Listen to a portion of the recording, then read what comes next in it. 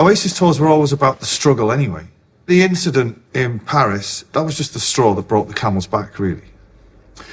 And I remember sitting in the car outside the fence of the festival site with my security guard, and we kind of sat there for 5 minutes, and the engine was running, and I was in the back and he was in the front, and he turned around and he said, "What are we doing? We're staying or going?" And in that instant, I was done with it, you know what I mean? I was like, I'm done with it now. And I just said, let's go, you know. And the driver pulled off, and that was it. And I didn't feel a sense of relief, because I knew there was a shitstorm coming. And, you know, there was going to be a lot of nonsense talked about it. You know, one of the biggest bands ever going to, you know, have imploded finally. And I couldn't go back to England because the press had descended on my house, and my missus was there with me kids. So we had to kind of spirit her out in the middle of the night, and they came to join me in France somewhere. And then when we eventually got back to England, of course, fucking hell broke loose. But it's not a decision that I took lightly, you know. I'd been in that band since I was the last to join, but I was in the band since 91, and so it was 20 whatever years it was. And I'd written every meaningful song that was ever recorded by Oasis.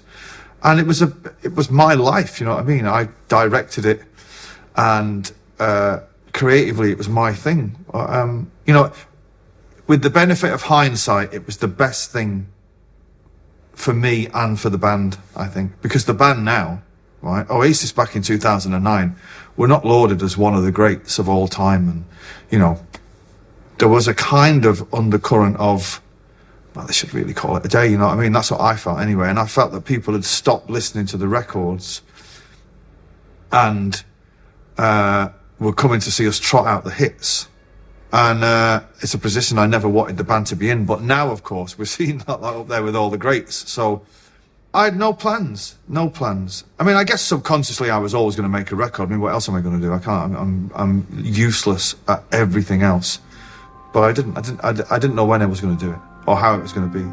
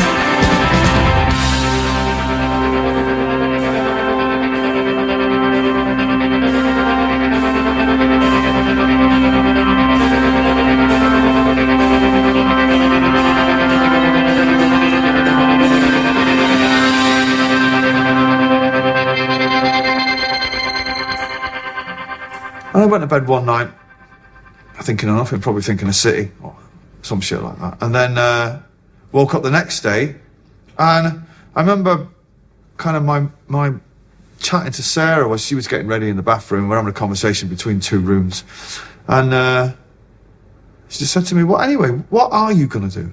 What are you going to do?" When your missus says that to you, that means, right, I'm fucking bored of you now. I've been around the house for a year. What are you going to do, you know? And I was like, well, I suppose I'll make a record. Usually when a band breaks up, it's usually the singer that kind of goes on to sometimes bigger and better things, right? It's never usually the guitarist. The guitarists usually have their little hissy fit and then try and get the band back together when they realise that no one's fucking interested in what the guitarist is up to. But the advantage I had is that I'd sang on three number one singles, I think. So people knew what my voice sounded like, so it wasn't going to freak anybody out. I had a bunch of songs, not a full album's worth, which was going to be the next Oasis record. And like I said, I didn't have a band, so I booked a studio and just went at it song by song. And even then, you know, I was like, I remember coming home from the studio one night and I was passing Shepherd's Bush Empire. And I was trying to, you know, they have the band's name above the door, trying to visualise my name above the door, and I didn't see it. But I just felt, look, my songs have got to be twice as good as everybody else's, because I'm a shit salesman. I'm a dreadful salesman. And I'm not that great as a frontman. And I'm not that great as a singer either. So my songs have got to be fucking really amazing. The records have got to be great. Most of my energy was focused on making a great record. And still to this day, if the records are great, everything else is a bonus.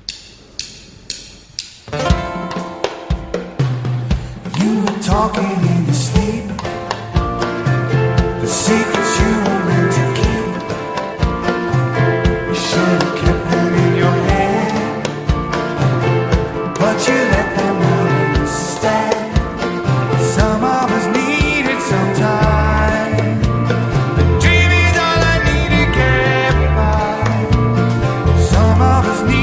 Sometimes the dream is all I need to get by.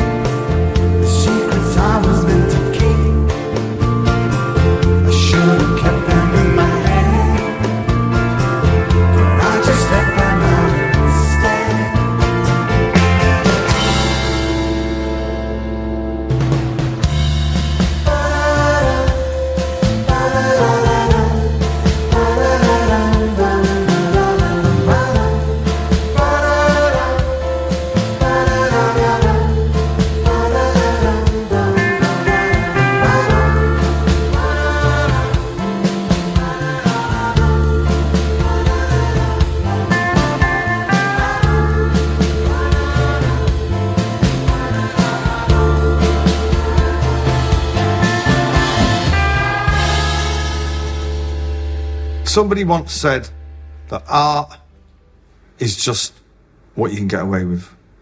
So when I was on that first tour, and it was great, and I really grew into it and loved it, you kind of get a sense of your audience and what you can get away with, you know, and I just started to not go mad, you know, but things like Riverman and The Right Stuff and The Ballad of the Mighty Eye were all really forward thinking and were not connected to the past in any way.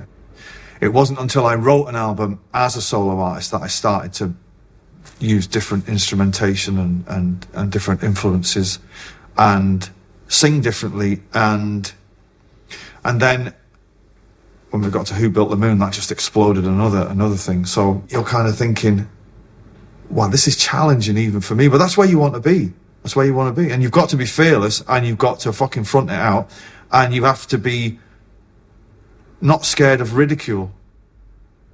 So when they were doing the Black Star Dancing, which is one of my favourite things I've ever done, and it split my fan base down the middle, it's actually a good thing, because it challenges you and them, because you've done so much of the same thing for 20 years. You knew exactly when you were making a record in the 90s what it was going to sound like, how the tour was going to be, how it was going to be received, blah, blah, blah. It was, you know. Now, I only say that with hindsight. At the time when I was in it, it was like fucking amazing. I didn't know there was another life outside of it. Now, looking back on it, it was really, it's like you're in a artistic straitjacket. And I actually don't think now, when I go in the studio, about the past or what's it going to mean to, you know, the Oasis hardcore fans. It never, ever, ever crosses my... The only time I think of that is when I'm writing out a set list for a gig, and I look at it, and it's 21 songs, and there's like Don't Look Back in Anger on it. And I'll think, yeah, I might want to throw a few more in, you know. How much are the tickets? Fucking hell, about half the world away in. Really?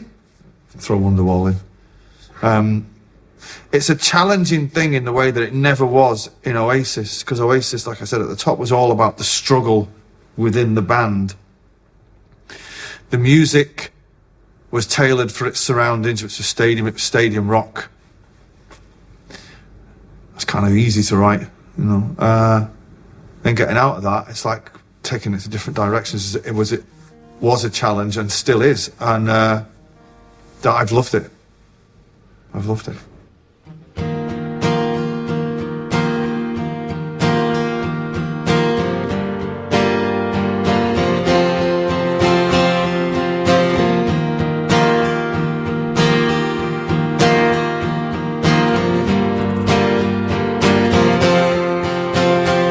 I've drifted from the shore as the night was slipping out of my hand. I fall into the sea like the empire I built out of sand. I've been thinking about the days when we had no money. The photograph of you that I keep seems funny. I'm trying to get back to the promised land. So don't walk away, love. There's never enough. Could make me crash on the broken glass. Let the storm rage.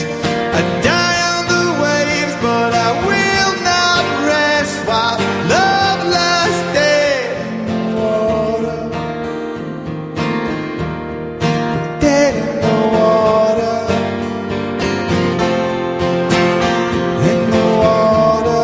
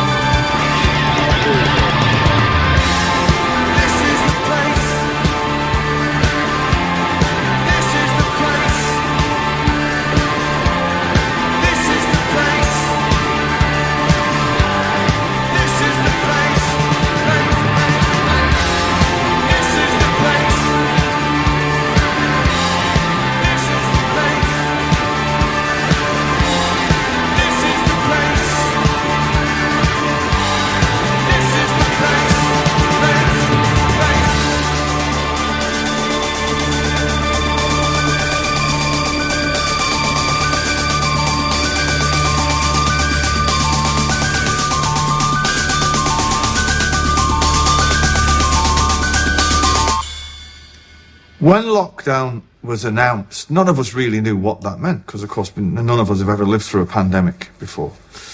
So initially it was like, oh, wow, fucking hell, what does that mean, you know? And then it, you know, obviously it was going to be 3 weeks, then it was going to be 3 months. After 3 months, you kind of realised, hang on a minute, this is fucking serious, you know. But it's almost like somebody had designed a virus to fuck up my life. It's like I'm only interested in about 6 things. Football, shopping, music, travelling, going out and getting pissed, and my family. And all those 6 things were fucking just wiped out for a year, over a year. Now,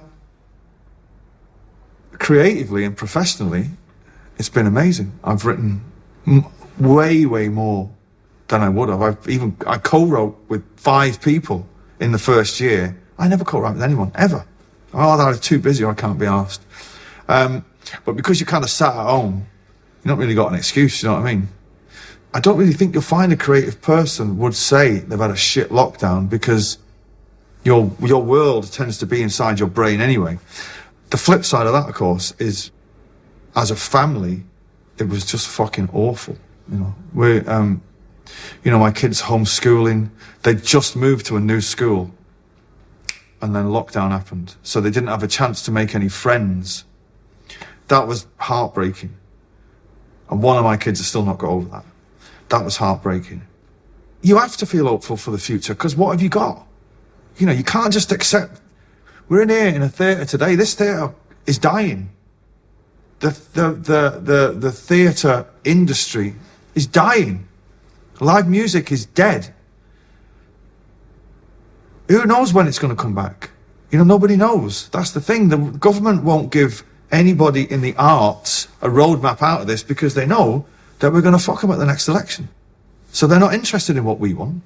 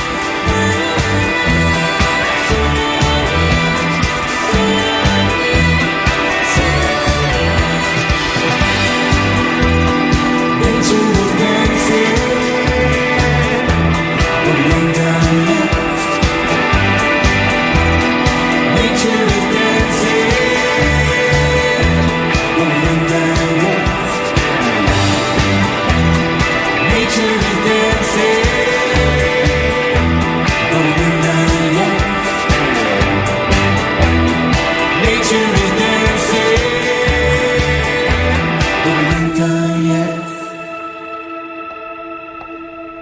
When I was writing the first initial batch of Oasis songs, it was writing about my life at that time. And when you've done that, and because you're in the same circumstances as the people that buy your records, you're kind of singing about them as well. That's what made it magic. But once you've come out of those circumstances and, you know, you've fucking loaded, you know what I mean? It's very difficult to kind of relate to your audience, I always felt. And you don't want to write songs about your fabulous lifestyle. It's fucking shite. So for a few years I struggled with that. And then I remember thinking one night, well, what is it that is real to me? And then I kind of went back right to my childhood, you know, and was writing songs vaguely connected with that. But my musical taste was formed early on. I don't think I'd be who I was if I wasn't a Mancunian. But I didn't, you know, I didn't come out of the womb, you know, and pass me the fucking tennis racket and start jumping around in front of a mirror. I was not really interested in being who I am until like mid-20s, you know. I didn't sign a record deal until I was 27. Jimi Hendrix and Jim Morrison died at 27. Kurt Cobain died at 27. You know what I mean? So I was just revving up at 20. I was just getting going. So I was a late developer. You know, I didn't really learn. I wasn't really interested in the guitar or learning to play it until really fucking late on.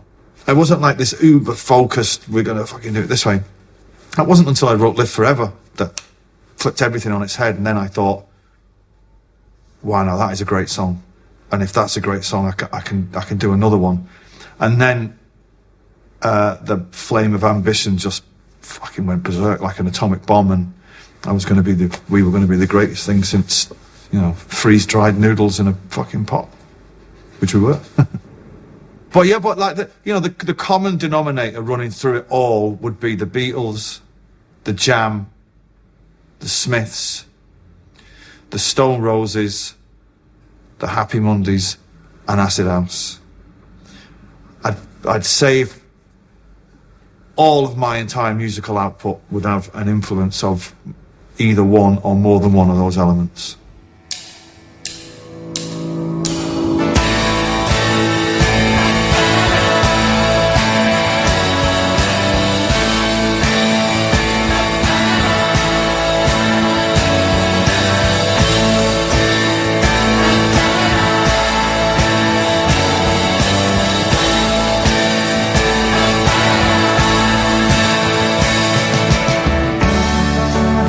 Someone to be there.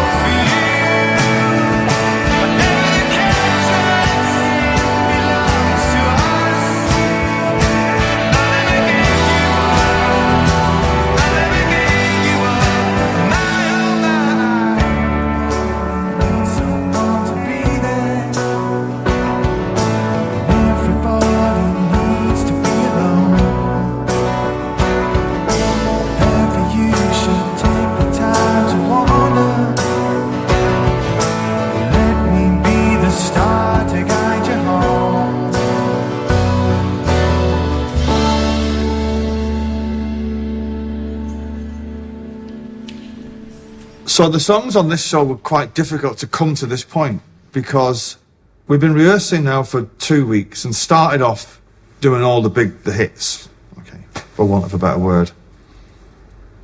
And it kind of wasn't moving me in any way. And I remember going home one night and looking at the list of songs and thinking, actually, that's not where I'm at now. I initially wasn't going to do any Oasis songs, and I was going to do a few, and then I'm just doing one now, The One. I was trying to give people a flavour of what it is now, you know, because what it was 10 years ago is fucking not what it is now. You know, it's mad how fast it's changed after Who Built the Moon and doing those EPs. It's crazy how it's changed. And I'm still in that kind of spirit at the minute. I like the fact that I'm at a place musically which has no definitive set list. Like some bands, when they do a TV special, they're going to trot out what they're going to trot out. You know where it's going to be. What is a hit record these days anyway? I mean, it's like the charts are shocking, you know. I had the real displeasure of listening to the top 40 rundown in lockdown, and I was kind of just fucking looking at the radio like that. It's just the same fucking song 40 times. You know, my legacy with Oasis is set in stone. That's done. That's what David Owens' whole thing was like. You've done that. Don't worry about that. That ain't going anywhere. You know, you wrote Don't Look Back in Anger, for fuck's sake. And Wonderwall in the same week. If that doesn't make me exempt from wearing a fucking mask, I don't know what does. You know, I don't chase it anymore. It doesn't. I couldn't even tell you if any of my singles on that album have even been in the charts. I don't even fucking know.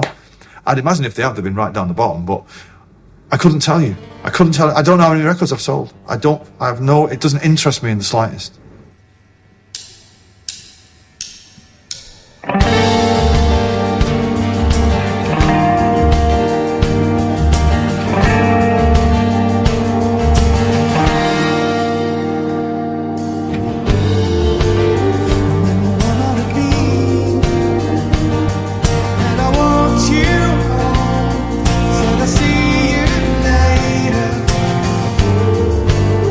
Forever living a dream.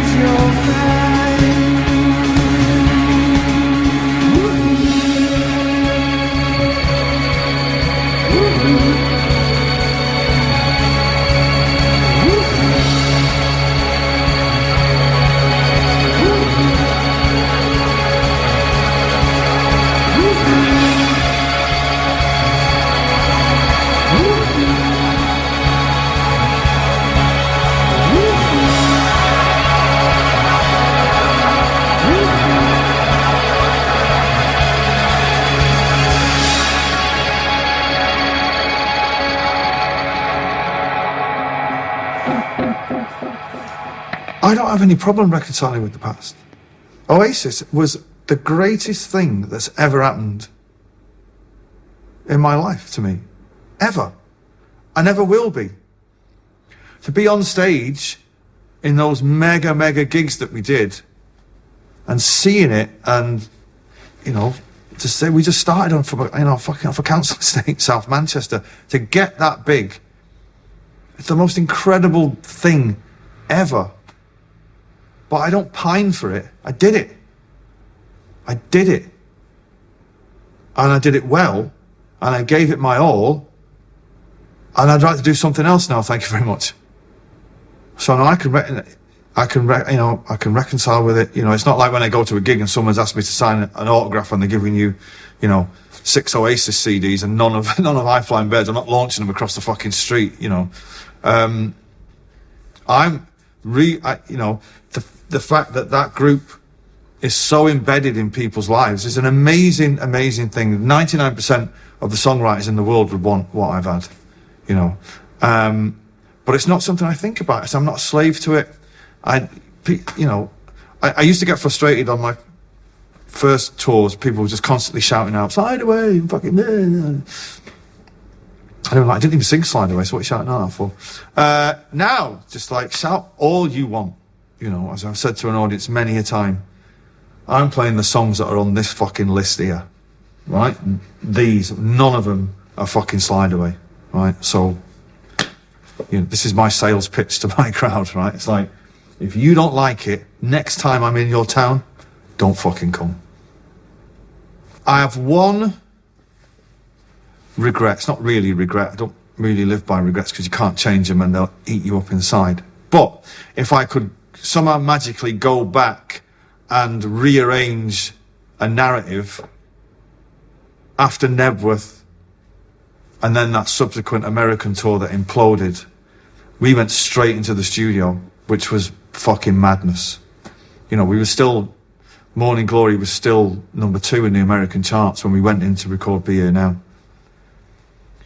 If I could go back, I would have taken 5 years out at that point and just let that whole thing land and then have started again. But, you know, you've got to be cool to think like that. And we weren't cool. We weren't. We were just guys from a council estate. So that would be it. I would have taken 5 years out, and hopefully at the end of that 5 years, I would have found another stream of influences. Whereas from Be Here Now to Don't Believe the Truth, if I'm being honest, pretty fucking forgettable. Bar the odd tune.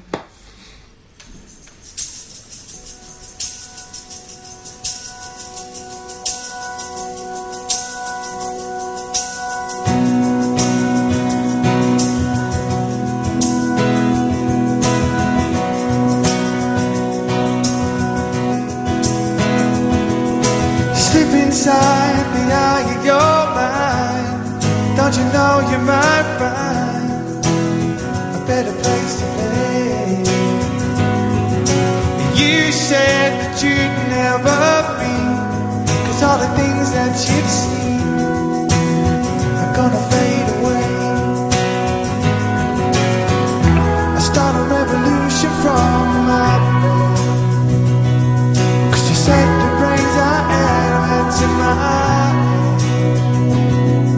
Step outside the summertime,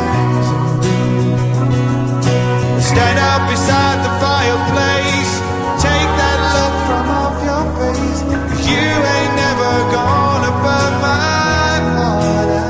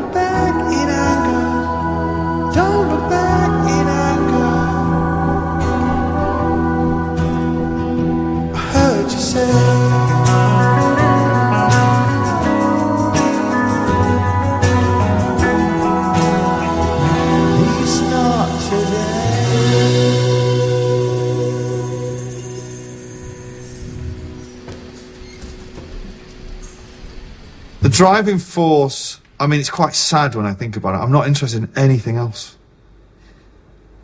I've got no hobbies. I can't drive. I can't fucking swim. I can't cook. I'm shit at everything. Bar this thing. I have no other interests apart from City, football, and my family. And that's it. Like, if I've not written a song for a while, I've got that many thousands of hours of experience now that I know that eventually something could be round the corner and will be round the corner, and I've just got to be there every day. I liken it, songwriting is like fishing. And you're fishing every day, and sometimes you don't catch anything. Some days you catch 3 little fish, and so you're waiting for the big one, and that's what drives me, is because once you've written a great song, then the atomic bomb goes off in your mind. Then you go, oh, wait till fucking crowd fucking get hold of this, and fans hear it, and wait till the band hear it, and then you start to write it and refine it and chip away at it, and it's a magical experience that only yourself goes through, and it's difficult to explain to people, and it's difficult for them to understand when you do explain it, because I suffer from the thing that I make it look so easy. Right? People think it's a piece of piss. My missus thinks it's the fucking easiest thing in the world. Oh, just go and write an album. Oh, okay, just like that, yeah. The future now is more about the experience of doing different things. And some things that I've done for the experience, I've been fucking shit since I've left Oasis. But some have been great. Some things I would never have even contemplated had I not been in this headspace. Like when we did the Joshua Tree tour with U2. People say, what are you doing that for? I'd like to be there, see what fucking, it'd be amazing. What are you talking about? Oh, really? What, opening up for U2? I was like, well, for a start, they're friends of mine. For secondly, one of my favourite bands ever. Thirdly, we're fucking amazing. We are great. But in the overall terms, I'm happy with where I am now. But if 5 years from now I was still in this place, I don't think I'd be very happy. Something will have gone drastically wrong in my life, I think. But I don't think it'll ever get like that. It's what I do. It's what I love doing. There's so much shit in the world now that if you can create, then you should create, because Lord knows there's enough darkness in the world, and people need it in their lives, and I'm lucky enough to be able to provide it. So I do.